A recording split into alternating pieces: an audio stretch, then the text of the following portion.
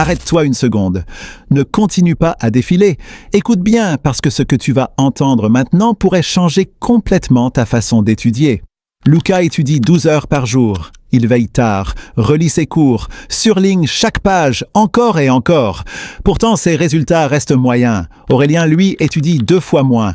Il sort, il se repose, il dort tôt. Et pourtant, il fait partie des meilleurs.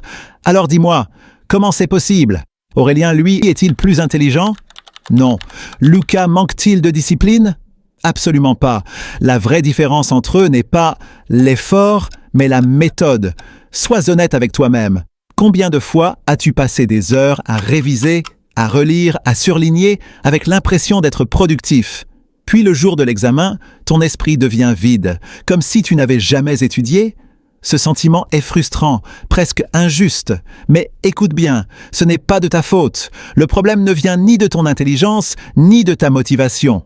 Il vient de la manière dont on t'a appris à étudier depuis toujours. Ton cerveau ne fonctionne pas comme tu le penses. Pour lui, relire un texte ou colorier des lignes, c'est du bruit de fond. Comme une publicité que tu ignores sans même t'en rendre compte. Tu crois apprendre, mais en réalité, tu oublies. Et la science le confirme. En seulement 24 heures, ton cerveau oublie environ 70% de ce que tu viens d'apprendre.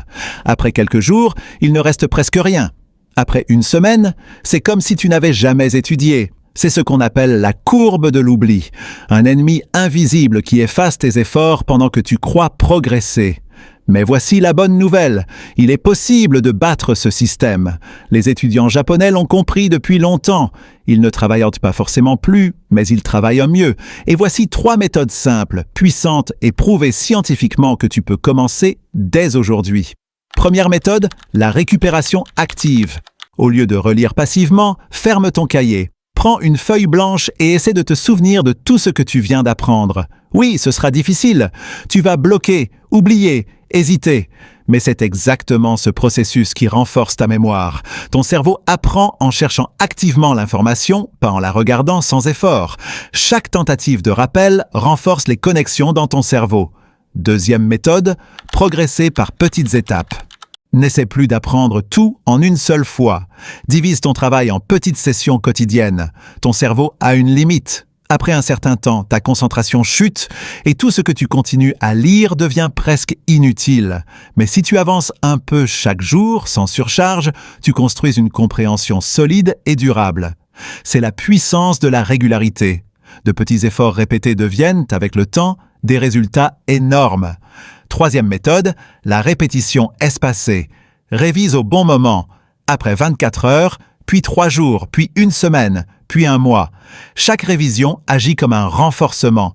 Elle empêche l'oubli et consolide l'information dans ta mémoire à long terme. C'est exactement comme arroser une plante. Si tu le fais au bon moment, elle grandit. Sinon, elle disparaît.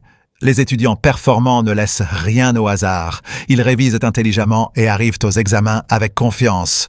Maintenant, soyons clairs, ces méthodes ne sont pas magiques. Elles demandent toujours de l'effort, mais elles rendent chaque heure d'étude beaucoup plus efficace. La différence entre Luca et Aurélien, ni le talent, ni la chance. C'était simplement la bonne méthode. Et aujourd'hui, cette méthode, tu l'as entre les mains. Alors pose-toi cette question.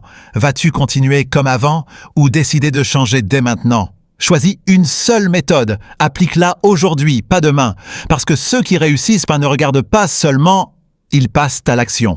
Et toi, qu'est-ce que tu vas faire maintenant? Quelle méthode vas-tu essayer en premier? Écris-la dans les commentaires et dis-moi après 1 semaine ce qui a changé. Et abonne-toi à la chaîne, car le contenu à venir sera encore plus puissant et plus approfondi que celui-ci.